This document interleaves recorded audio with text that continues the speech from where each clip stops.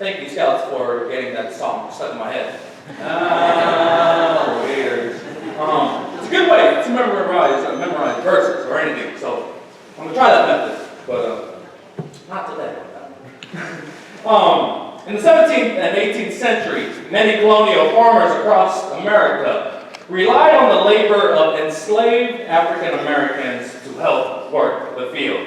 The cultivation of cotton, tobacco, rice, and sugar were the primary necessities that were being yielded and being sold. Out of all, tobacco was seen as one of the most valuable products on the markets. Each worker could raise about 3 acres of tobacco, but it was expensive to buy a slave. And so the farmer had to balance the amount of product that was being produced and the amount of people that were going to be working on the fields. Many farmers gathered the adults and the children working behind them, while others leased the slave from their neighboring plantations to help them in the fields. Most slaves on the farmlands worked from sunrise to sunset, Monday through Saturday. If it was planting or harvesting time, these slaves would be working out on the field for 15 to 16 hours a day. It was on these fields where many African Americans were forced to call their home. The routines consisted of the routine planting seeds, watching them grow, and reaping the crops. Planting seeds, watching them grow, and reaping the harvest. You see, reaping was not always guaranteed, but what was guaranteed is that seeds were being planted. Enslaved communities throughout our history worked tirelessly with this cycle, understanding that their life depended on the seeds being planted.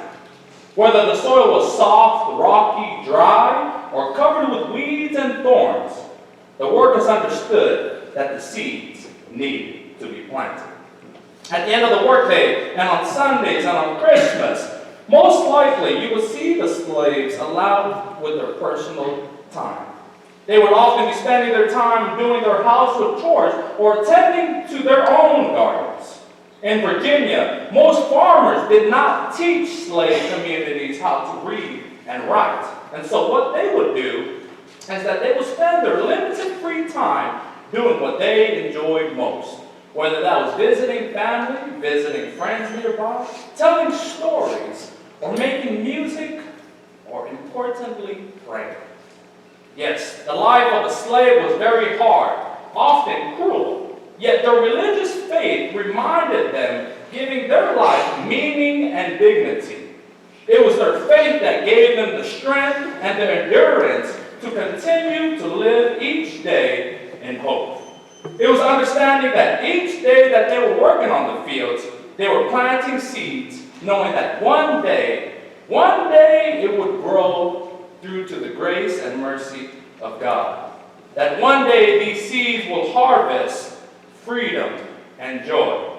That one day they will be able to experience and enjoy the freedom they have been long so desiring and hoping for. This month, we continue to celebrate Black History Month. We are reminded of the communities that have laid the foundation of our beautiful country. But most importantly, we are reminded of the faithfulness of God.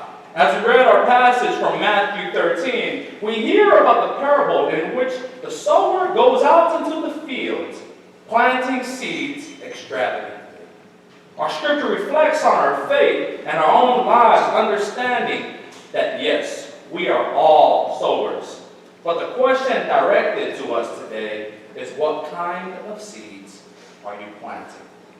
Today we gather as brothers and sisters, scouts and cubs, being in solidarity, reminded that we ought to plant seeds of our faith everywhere and at any time. Let us pray. Most gracious and loving Heavenly Father, as we gather in the church, we remind us that we are the church. That this beautiful diversity that is amongst us today is the beauty of your kingdom, O God, where children are gathered, where adults are gathered, where no matter what the color of our skin is, no matter what we believe in, we are gathered in unison, showing solidarity of the beauty of you, O God. That the meditation of our hearts and the words of my mouth transform us, motivate us, cultivate us to continue to do your work. This is our prayer. Amen. This parable of the sower is found in all three of the synoptic gospels. It is suggested that Mark's version is the first original version. But if it is written in all three of our gospels, then obviously it's pretty important that Jesus wants us to understand. And so in chapter 12 and 13, two highlighted themes are carried throughout the chapters. First is that Jesus is the Son of God. Second is that Jesus was in a time and in a community, in a setting where he was continuing to face and experience hostility. In chapter 12, we hear narratives of Jesus moving from controversy to controversy, from Jesus stirring controversy of working on the Sabbath, to Jesus being accused of working for the evil as he casted out a demon. Multiple times does Jesus find himself in a setting where he is surrounded by haters, where people are accepting him one day and then turning against him the next day, where they believe and have faith in him when things are going well and his works are good, and then they turn to doubt and hesitation and question when things aren't going so well. Sounds a little familiar? You see, instead, we find ourselves where Jesus provides this parable so that we may understand to not be discouraged when it comes to rejections. To not be discouraged, but to find encouragement just when things are going well and when things are not going so well. But first, Jesus tells us to listen. Jesus was like many Californians and islanders. He was a seaman. He loved the sea. He enjoyed the fresh sun, the warm breeze, but especially the water. No offense to those who prefer the deserts or to those who prefer the hills, but Jesus was not about that life. Jesus was a seaside man. In verses 1 and 2, we see again that he is at the Sea of Galilee. It is the Sea of Galilee that is his to-go-to space. For Jesus, he is teaching, and for Jesus, he is doing his ministry by the Sea of Galilee.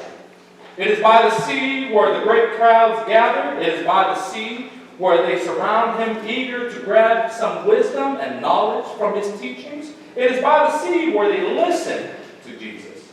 When he thought that he could simply sit down and teach, the great crowd now requires him to stand and sit on the boat so that he may be able to drop some knowledge and wisdom, so that they will be able to not only see him, but listen to the words that is coming out of his mouth. Scripture tells us to listen. Listen to what he has to say, and listen to what he is requiring of us. Listen to what we ought to believe, and listen to what he wishes from us followers. So let us listen to this parable and what he teaches us today. Plant seeds everywhere and anywhere. In verses 3 to 9, we are given a short and simple story drawn from the ordinary lifestyle, but illustrating a spiritual truth. As the sower went out to sow seeds, he threw seeds extravagantly. He threw some seeds to the left of him, and he threw some seeds to the right of him. I'm not much of a sower, so I don't know how it is to sow seeds. But if it was me, and if I was determined to have something grow, I'm going to be throwing it everywhere. In front of me, in back of me, on the side of me, on the right of me, anywhere, in hope that one of these seeds will grow. Because if one grows, then my job is accomplished. So Jesus talks about in this parable how the sower is throwing seeds extravagantly all around, hoping that something will grow. So anywhere and everywhere is this sower throwing seeds. Therefore, since he is throwing seeds everywhere, obviously some of the seeds that he threw land in unproductive areas. But he was focused on planting seeds everywhere, so he knew and did not care. Seeds landed on the pathways in rocky areas. Some seeds even fell in the thorns. Of course, when you are planting seeds everywhere and anywhere, some seeds are going to land in places undesired. Some of the seeds landed in pathways where the sower walked, so it was hard and natural for the birds to be able to see the seeds. The hard-packed soil makes it hard for seeds to grow its roots down, and so the birds saw this as an opportunity to feast, and so they feasted on the seeds. Some of the seeds landed in rocky areas. Rocky soils tend to have a mixture of rocks and good soil. But the thing is that there is not enough good soil to encourage the seed to sprout. There is not enough good soil to sustain the plant. And so when the sun comes up, there is not enough soil to grab on, and therefore it passes. On the border of its fields, there is infested thorns. Although the seed may grow, the weed seeds would sprout and choke these good seeds. Therefore, there is no bearing of no harvest. The sower knew all about this, yet he sows his seeds widely and extravagantly anyways. The parable is a spiritual representation of how God continues to sow his seeds and mercy of grace widely and extravagantly to us. The voice that we hear today is no new occurrence to us, but it is continuing to be a reminder of the prodigal. Just as the enslaved communities worked countless hours in the fields without seeing any results, many times we find ourselves in situations where we're working so hard, yet we become discouraged because we do not see the produce. We become discouraged because we do not see the results. In some cases, the church provides many missional opportunities, impacting and interacting with so many different of our communities and our youth. Yet there is no new members. Some of the teachers that we have in here go overtime, producing and writing out different teachings, yet in hope that some of these students would pass, yet their work does not produce. Many of us have times in our lives where we are planting certain seeds, hoping to have certain outcomes, yet we do not see any results. The message that we receive today is not only that what we must continue to plant seeds, but plant seeds of faith everywhere and at any time. God reminds us that the things are happening even when we cannot see it. Just because we cannot see the seed grow underground, it does not mean that there is nothing happening. Just because we cannot see God at work does not mean God is not at work. Just like in verse 8, we see that God will bring harvest, and they will be abundant, but we must continue to plant the seeds of faith. Plant your seeds of love. Plant your seeds of patience. Plant your seeds of hope. Plant your seeds of peace, joy, strength, and kindness everywhere and anywhere. These are seeds of faith that we are needing to continue to plant in our own lives, in our community, in our work, in our family, even in our church. But most importantly, in our world today. The parable assures us that God is at work below, causing growth that manifests in due time. Just because we do not see the produce does not mean that it's not happening. Do not be in despair or discouraged just because you do not see the end results or the results that you are hoping for. But keep on planting those seeds. Scripture reminds us that the faithful disciple must be responsible for sowing the seeds, but it is God who is responsible for the growth. Although we may think that the sower is scattering seeds carelessly and recklessly, seeming to waste a bunch of seed on the ground, no. Jesus does not see this as wasteful, but as a little promise for a fruitful harvest. When Jesus kicked it with the tax collectors and the sinners, when he had coffee with the lepers, when Jesus stopped by to the demon-possessed, all those who were outcast, Jesus planted seeds through those interactions. Jesus was actually planting these seeds of faith, knowing that the word would produce an abundant harvest in time. Just as Jesus did not grow tired of planting seeds, and for his disciples, he does not grow tired of planting seeds in our life. Even when we fall short, even when we fall to sin, even when we stray away from God, God is still planting seeds in our own life. We must trust that he will not give up, nor is he done working in us. We trust in his promise that he will be with us to the end, even when our lives are being hard and rocky, or going through a season of a thorny time. Too often do we play it safe in sowing seeds of our own faith. We sow seeds only where we are confident that it will grow. We sow seeds only in places where we are comfortable. We sow seeds only sometimes in places that may seem familiar to us. The good news is that no matter where we plant seeds, it is only up to God to produce the end results. Brothers and sisters, your only homework is to plant seeds. It is an understanding that God will do the rest, but plant seeds. Today we celebrate Scout Sunday, celebrating its accomplishments, celebrate its services and its ministries. Please correct me if I'm wrong, but after doing some research, I found that Scouts was founded in 1908. Co-founded. '05. Sorry about that. Google. Wikipedia is horrible. Not only are its roots deeply rooted into this country, but its roots are deeply invested into this church.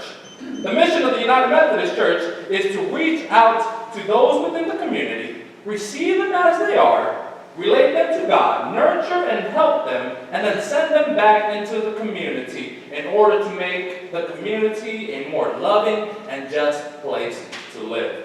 With that in mind, the United Methodist Men's Foundation established a ministry in partnership to promote programs serving youth and serving others in our community. The 4 agencies in which we support are the Boy Scouts of America, the Girl Scouts of the USA, the Big Brothers, Big Sisters, and Campfire.